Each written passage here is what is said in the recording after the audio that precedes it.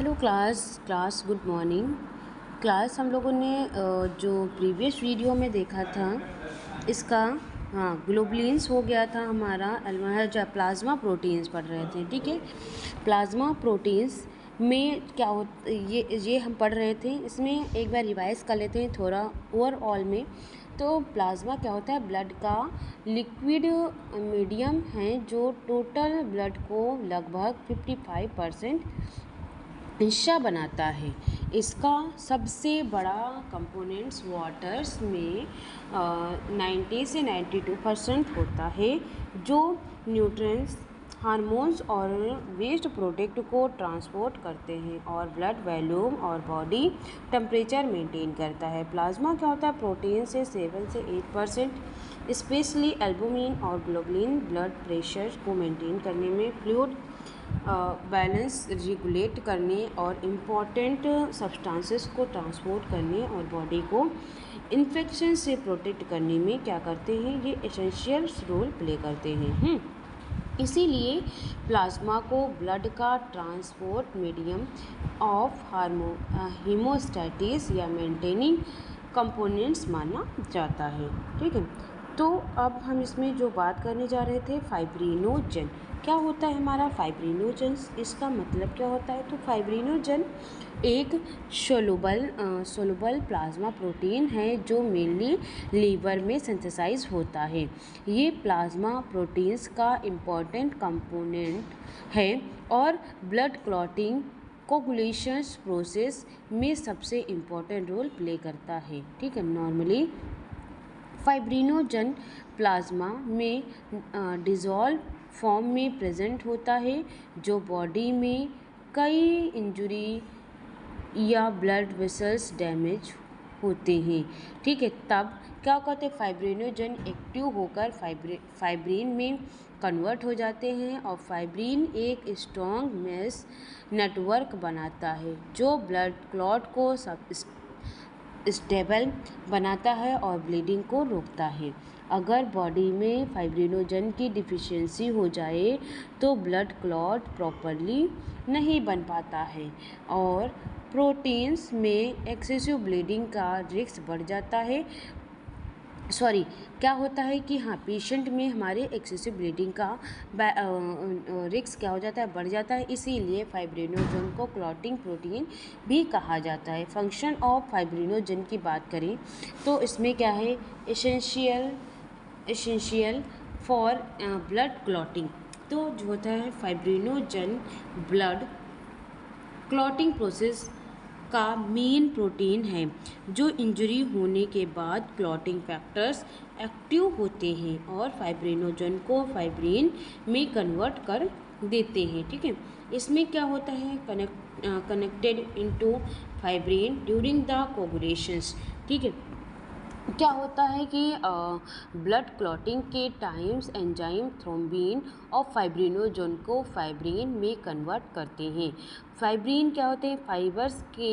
Fibres के strong network बनाते हैं जो प्लेटलेट्स और ब्लड सेल्स को ट्रैप करके क्लॉट बनता है। प्रिवेंट द एक्सेसिव ब्लीडिंग्स क्या होता है? Fibrin clot damage blood vessels को क्या करता है? सील करता है और एक्सेसिव ब्लड लॉस को रोकता है। अगर क्लॉट ना बने तो पेशेंट में सीवियर हीमोरेजिया हो सकता है। प्रोमोट द वुंड हीलिंग, तो ब्लड क्लॉट सिर्फ ब्लीडिंग ही नहीं रोकता बल्कि डैमेज टिश्यू को प्रोटेक्ट करता है और हीलिंग प्रोसेस को स्टार्ट करने के लिए प्रॉपर इन्वायरमेंट प्रोवाइड होते हैं। ठीक है, अब हम बात करेंगे इसी में इलेक्ट्रोलाइट्स की। इलेक्ट्रोलाइट्स क्या होते हैं हमारी बॉडी में या फिर ब्लड में? ये क्या होता है? मेनली इलेक्ट्रोलाइट्स हॉट होते हैं जो बॉडी फ्लूइड में आयन के फॉर्म में प्रेजेंट होते हैं। ये इलेक्ट्रोलाइट चेंज प्रैक्टिकली बॉडी के नॉर्मल फिजियोलॉजिकल फंक्शनिंग के लिए बहुत इम्पॉर्टेंट होते हैं। प्लाज्मा में इलेक्ट्रोलाइट्स वाटर्स के साथ डिज़ोल्व होते हैं और nerve functions, muscles contraction, heart function और एसिड बेस बैलेंस को रेगुलेट करता है। अगर जो हम इम्पोर्टेंस की बात करें इसके, तो ये सोडियम, पोटेशियम, कैल्शियम और मैग्नीशियम, क्लोराइड, बायोकार्बोनेट और फास्फेट, हर इलेक्ट्रोलाइट का बॉडी में अपना स्पेसिफिक फंक्शन होता है और इनका नॉर्मल लेवल मेंटेन रहना बहुत ज़रूरी होता है। फंक्शन ऑफ इलेक्ट्रोलाइट्स की बात करें तो हम इसमें मेंटेन द ऑस्मेटिक प्रेशर, तो इलेक्ट्रोलाइट्स बॉडी के सेल और ब्लड के बीच वाटर बैलेंस मेंटेन करते हैं। ये इंश्योर करता है कि सेल्स ना तो एक्सेसिवली स्वेल करना और ना ही श्रिंक होना। ठीक है। Maintain the acid base balance, तो बाइकार्बोनेट और फास्फेट बफर सिस्टम्स ब्लड का नॉर्मल पीएच 7.35 से 7.45 में मेंटेन करते हैं। ये एसिडोसिस और एल्कलोसिस को प्रिवेंट करता है। Regulate the nerve impulse transmissions, क्या होता है कि nerve impulse transmissions means sodium और पोटेशियम नर्व सेल के अंदर इलेक्ट्रिकल इम्पल्स जनरेट और कंट्रोल करता है। इसके बिना नर्व सिस्टम्स प्रॉपरली फंक्शन नहीं कर सकता। कंट्रोल मसल्स कॉन्ट्रैक्शंस, तो कैल्शियम, पोटेशियम और मैग्नीशियम स्केलेटल मसल्स, स्मूथ और मसल्स और कार्डियक मसल्स के कोऑर्डिनेशंस और रिलैक्सेशंस में इम्पॉर्टेंट रोल प्ले करते हैं। Maintain the normal cardiac functions, तो हार्ट की नॉर्मल हार्ट बीट और रिद्म मेंटेन करने के लिए सोडियम, पोटेशियम और कैल्शियम का प्रॉपर बैलेंस बहुत इम्पोर्टेंट होता है। इसका imbalance arrhythmia, abnormal heart beat का कॉज बन सकता है। अब बात करेंगे हम न्यूट्रिशंस की। न्यूट्रिशंस में क्या होता है कि न्यूट्रिशन वो एसेंशियल सब्सटेंसेस होते हैं जो फूड के डाइजेशन के बाद डाइजेस्टिव ट्रैक्ट से एब्जॉर्ब होकर प्लाज्मा के थ्रू ब्लड के डिफरेंट टिश्यू और सेल तक ट्रांसपोर्ट्स होते हैं। प्लाज्मा इन न्यूट्रिशंस को हर सेल तक पहुंचाता है ताकि सेल एनर्जी प्रोड्यूस कर सके और अपने नॉर्मल फंक्शन परफॉर्म कर सके। मेजर न्यूट्रिशंस और plasma in presence in plasma, जैसे कि हमारे कौन कौन से हैं, ग्लूकोज, एमिनो एसिड और fatty acid, cholesterols, vitamin, minerals. ठीक है। अब हम बात करेंगे इसके फंक्शन ऑफ न्यूट्रिशन। तो ये क्या है, मेजर न्यूट्रिशन हमारे प्लाज्मा में प्रेजेंट होते हैं।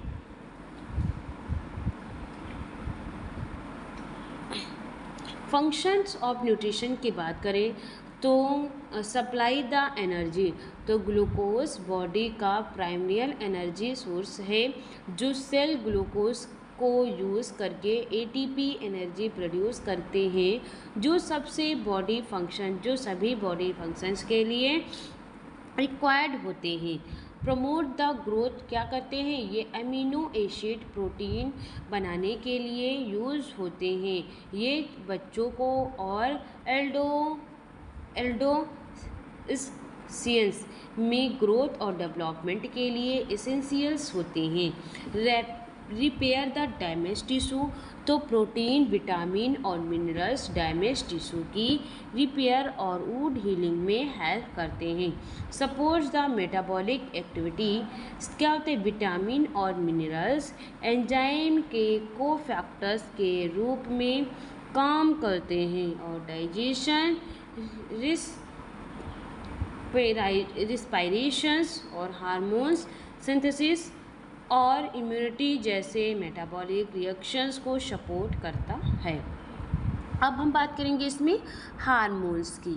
तो हार्मोन्स हमारे केमिकल मैसेंजर्स होते हैं जो एंडोक्राइन ग्लैंड द्वारा प्रोड्यूस किए जाते हैं। ये प्लाज्मा के थ्रू बॉडी के डिफरेंट टारगेट ऑर्गन तक ट्रांसपोर्ट्स होते हैं और उनकी फंक्शनिंग को रेगुलेट करता है।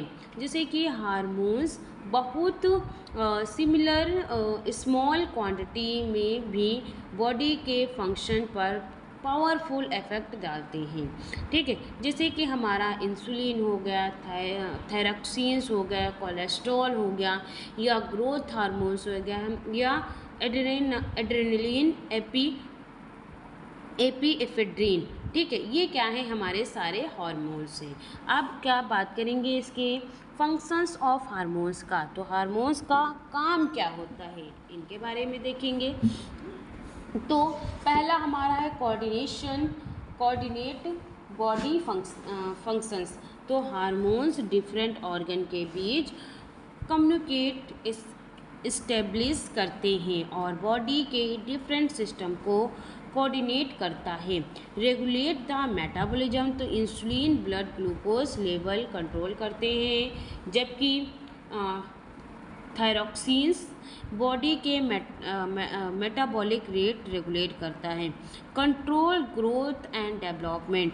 तो ग्रोथ हार्मोन्स और थायराइड हार्मोन्स बोन, मसल्स और बॉडी टिश्यू के नॉर्मल ग्रोथ और डेवलपमेंट में इम्पॉर्टेंट रोल प्ले करते हैं।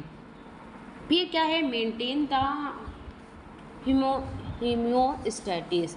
तो हार्मोन्स बॉडी के इंटरनल इन्वायरमेंट सबसे स्टेबल करते हैं। ये blood glucose, blood pressures, water balance या इलेक्ट्रोलाइट बैलेंस और स्ट्रेस रिस्पॉन्स को रेगुलेट करते हैं, जैसे हीमेटोस्टैटिस मेंटेन रहता है। ठीक है, तो क्या होता है, हमने फाइब्रिनोजन से पढ़ा और इलेक्ट्रोलाइट्स न्यूट्रिशन भी पढ़ी। ठीक है, तो इसमें हार्मोन्स और प्लाज्मा के इसेंशियल कंपोनेंट्स होते हैं। क्या होता है, जो ये हमारी बॉडी के नॉर्मलिंग फंक्शनिंग के लिए बहुत इम्पोर्टेंट होते हैं। फाइब्रिनोजेंस ब्लड क्लॉटिंग, वुंड हीलिंग में हेल्प करता है। इलेक्ट्रोलाइट्स वाटर बैलेंस, नर्व कंडेंसेशंस या मसल्स कंट्रैक्शंस और हीट फंक्शन को रेगुलेट करता है। न्यूट्रिशंस बॉडी को एनर्जी प्रोवाइड करती है, ग्रोथ और टिश्यू रिपेयर सपोर्ट करती है, जबकि हार्मोन्स एंडोक्राइन ग्लैंड से रिलीज होकर मेटाबॉलिज्म, ग्रोथ, डेवलपमेंट और हीमेटोस्टैटिस को कंट्रोल करते हैं। इन सभी कंपोनेंट्स के कोऑर्डिनेटेड एक्शन से ब्लड एफिशिएंटली ट्रांसपोर्ट मीडियम के रूप में काम करती हैं और बॉडी को हेल्थी और पुअरली फंक्शनिंग बनाए रखती हैं। अब हम बात करेंगे डिज़ोल्व्ड गैसेस।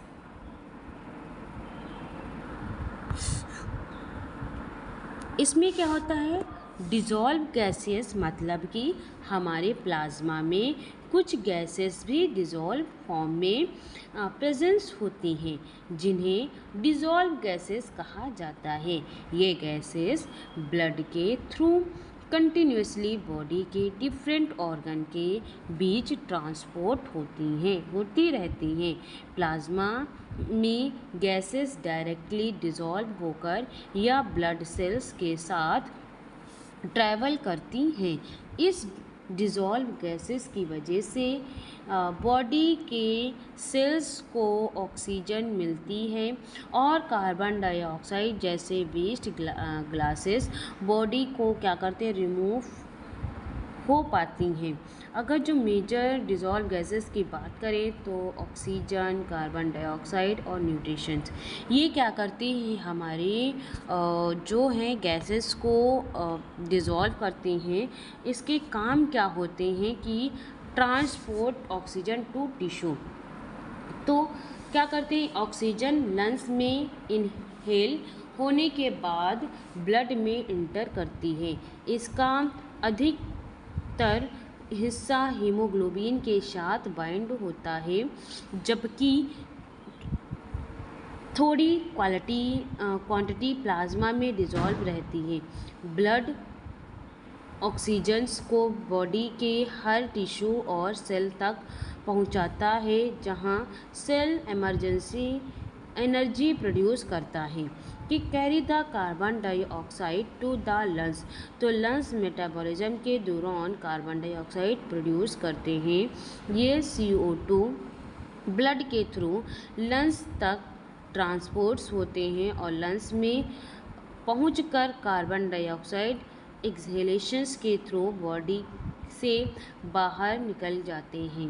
ठीक है, सपोर्ट्स द सेलुलर रिस्पायरेशंस। क्या होते हैं? ऑक्सीजन सेल के माइटोकॉन्ड्रिया में ग्लूकोज के साथ रिएक्ट कर ATP एनर्जी प्रोड्यूस करती है। इस प्रोसेस को सेलुलर ट्रांसपोर्टेशंस कहते हैं। अगर ऑक्सीजन सप्लाई कम हो जाए तो सेल प्रॉपर एनर्जी प्रोड्यूस नहीं कर पाते हैं। ठीक है, तो क्या होता है? डिज़ोल्व गैसेस नॉर्मली रिस्पायरेशन में, मेटाबॉलिज्म में और एसिड बेस बैलेंस में मेंटेन करने के लिए बहुत इम्पॉर्टेंट होती हैं।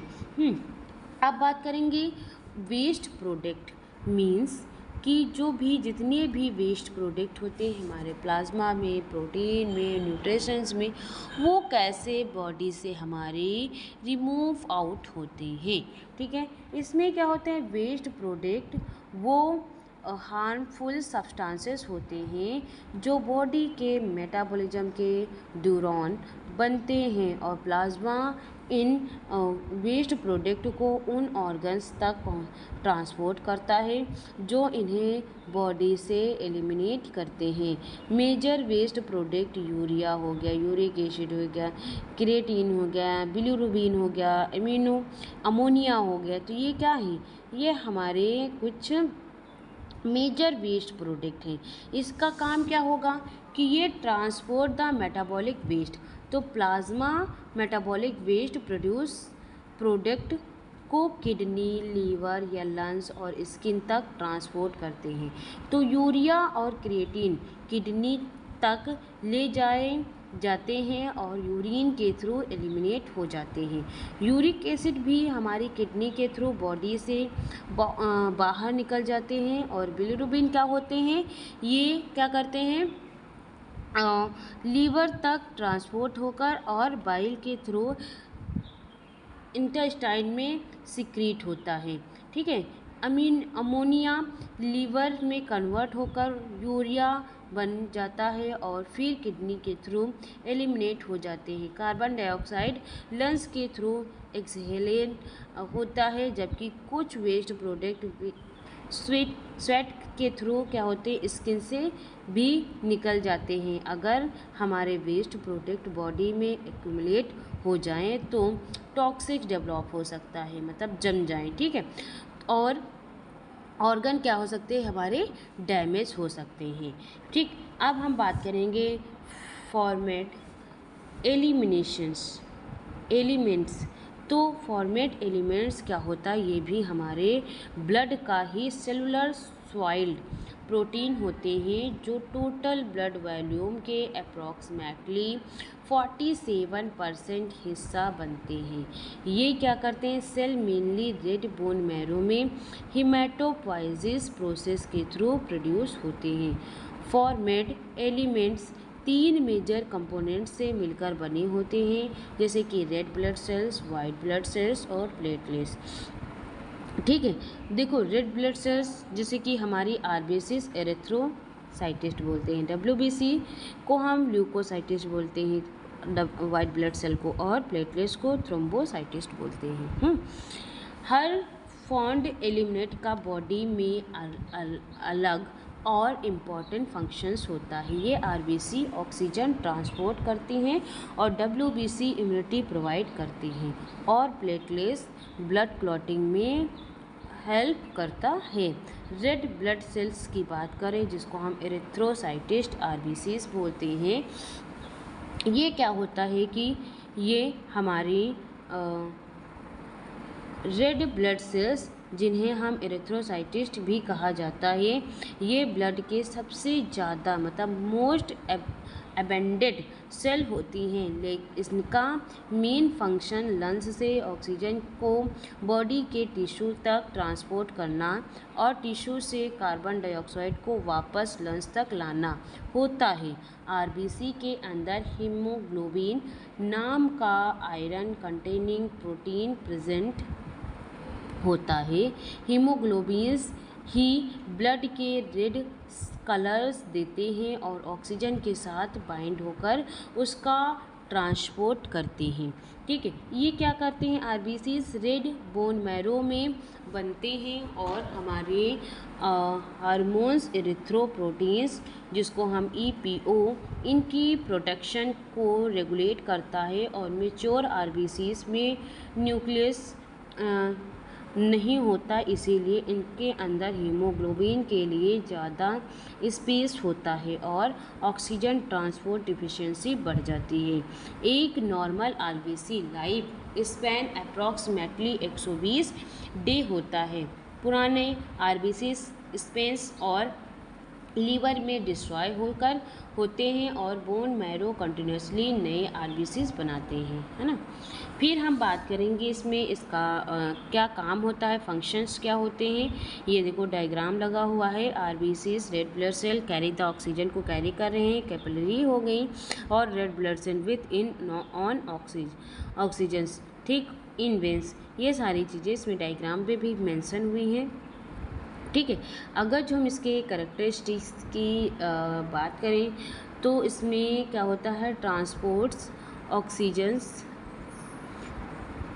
फंक्शंस में हमारा क्या होगा, ये ट्रांसपोर्ट करते ऑक्सीजन में। आरबीसीज का सबसे इम्पॉर्टेंट फंक्शंस लंग्स से ऑक्सीजन लेकर बॉडी के हर टिश्यू और ऑर्गन तक पहुंचाते हैं। हीमोग्लोबिन ऑक्सीजन के साथ कंबाइंड होकर ऑक्सी हीमोग्लोबिन बना देते हैं और टिश्यू तक ऑक्सीजन डिज़ोल्व हो जाती है। ट्रांसपोर्ट्स कार्बन डाइऑक्साइड, तो सेल मेटाबॉलिज्म के बाद कार्बन डाइऑक्साइड क्या करती है, सेल मेटाबॉलिज्म के बाद हमारी carbon dioxide carbon dioxide produce करती हैं और आरबीसी और प्लाज्मा इन कार्बन डाइऑक्साइड को लंग्स तक ले जाती हैं। ये क्या होती हैं, एक्सहेलन के थ्रू बॉडी से बाहर निकल जाती हैं। मेंटेन करती है हमारी एसिड बेस को भी। तो हीमोग्लोबिन ब्लड में हाइड्रोजन आयन को बाइंड करके ब्लड का नॉर्मल पीएच 7.35 से 7.45 मेंटेन करने में हेल्प करता है। सपोर्ट द सेलुलर रेस्पिरेशन, तो आरबीसीज ऑक्सीजन सप्लाई करके सेल के एटीपी एनर्जी बनाने के लिए रिक्वायर्ड ऑक्सीजन प्रोवाइड करते हैं। इसीलिए हमारी आरबीसीज इनडायरेक्टली बॉडी के हर ऑर्गन और फंक्शनिंग के लिए एसेंशियल होता है।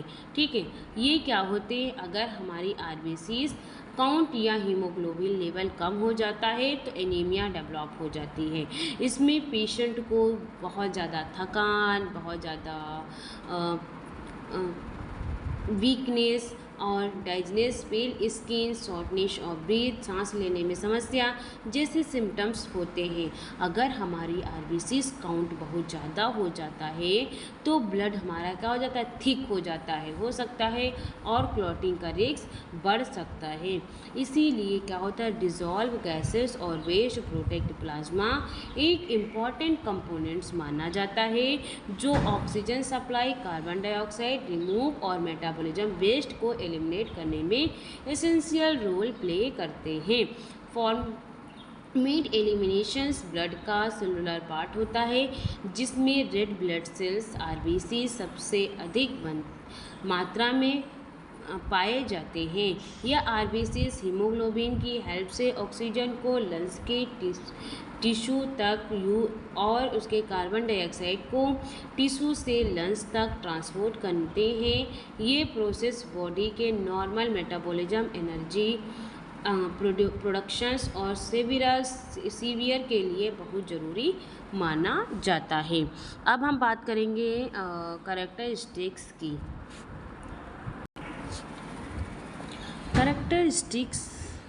इसमें characteristics of red blood cell को देखें तो क्या होता है, हमारी रेड ब्लड सेल्स जिन्हें हम इरेथ्रोसाइट्स भी कहा जाता है, ये ब्लड के मोस्ट अबंडेंट सेल होते हैं। इनका मेन फंक्शन लंग्स से ऑक्सीजन को बॉडी के टिश्यू तक और टिश्यू से कार्बन डाइऑक्साइड को वापस लंग्स तक ट्रांसपोर्ट करना होता है। ये आरबीसीज की कुछ स्पेशल कैरेक्टरिस्टिक्स होती हैं जो उन्हें ऑक्सीजन ट्रांसपोर्ट के लिए परफेक्टली अडॉप्ट करती हैं। ठीक है, इसमें क्या होता है कि जैसे कि पहला पॉइंट हम देखें, सेफ बी कॉनकेव डिस्क। तो आरबीसीज का सबसे जो शेप होता है बी कॉनकेव डिस्क होते हैं। इसमें जो हमारे इसका मतलब होता है दोनों साइड के हल्का सा अंदर की तरफ दबा हुआ कॉनकेव, ठीक है, और सेंटर पतला होता है। इस शेप की वजह से हमारी आरबीसीज का सरफेस जो होता है एरिया ज़्यादा हो जाता है, जिससे ऑक्सीजन और कार्बन डाइऑक्साइड की एक्सचेंज बहुत इफ़िशिएंटली होती हैं। और बी कॉनकेव शेप्स आरबीसीज को फ्लेक्सिबल्स भी बनाते हैं, जिससे ये छोटे ब्लड वेसल्स कैपिलरीज के थ्रू इजीली पास हो सकता है ना। फिर हम बात करेंगे इसके डायामीटर्स की। तो डायामीटर 7 से 8 माइक्रोमीटर होता है। एक नॉर्मल आरबीसीज का जो डायामीटर देखा जाए अप्रॉक्सीमेटली 7 से 8 माइक्रोमीटर्स होता है। ये साइज कैपिलरीज के डायमीटर्स के ऑलमोस्ट इक्वल होते हैं, इसलिए हमारी आरबीसी ईजिली बॉडी के स्मॉलेस्ट ब्लड वेसल्स तक पहुंच जाती हैं और हर टिश्यू को ऑक्सीजन सप्लाई कर पाता है। थिकनेस की बात करें तो ये क्या होता है, आरबीसीज की जो थिकनेस होती है एडिबल और अप्रॉक्सीमेटली 2 से 2 माइक्रोमीटर्स होती है और सेंटर्स क्या होते हैं कंप्लीटली पतला होता है। ये स्ट्रक्चर्स गैस चेंजेस को फास्ट और एफिशिएंट बनाते हैं, क्योंकि ये ऑक्सीजन के सेल को सेंटर तक ट्रैवल करने के लिए कम डिस्टेंस कन्वर्ट करने में पड़ता है। ठीक है, और nucleus absence in the mature RBCs. तो हमारे क्या होते हैं, न्यूक्लियस ना होने की वजह से आरबीसीज के अंदर हीमोग्लोबिन के लिए ज़्यादा स्पेस मिलता है, जिससे हमारी आरबीसी ऑक्सीजन कैरी कैपेसिटी को इंक्रीज हो जाती है। ठीक है, फिर हम बात करेंगे फ्लेक्सिबल सेल मेम्ब्रेन। ये फ्लेक्सिबिलिटी आरबीसीज को बहुत नैरो कैपिलरीज के थ्रू सीक्वेंस होकर पास होने में हेल्प करती हैं बिना डैमेज हुए। ओके, लाइफ स्पेंस की बात करें तो इसमें क्या होता है कि इस पीरियड के बाद आरबीसीज ओल्ड हो जाती हैं और इनकी मेम्ब्रेन वीक हो जाती है और पुराने आरबीसीज स्लीप और लिविंग में डिस्ट्रॉय कर दिए जाते हैं और बोन मैरो नए आरबीसीज बना देते हैं। फिर हम बात करेंगे साइट ऑफ प्रोडक्शंस की। तो एल्बुमिन में RBCs production mainly stratum rib या वर्टिब्रल पेल्विक और स्कल्स बोन के रेड बोन मैरो में होती हैं। साइड ऑफ डिस्ट्रक्शंस की बात करें तो स्लीप को ग्रेजुअली ऑफ आरबीसीज भी कहा जाता है, ये क्योंकि ये ब्लड आरबीसीज रिमूव किए जाते हैं। अब हम बात करेंगे compositions of red blood cells. इसको हम नेक्स्ट क्लास में डिस्कस करेंगे। अभी के लिए हम क्लास को यहीं पे एंड करते हैं। Thank you so much class.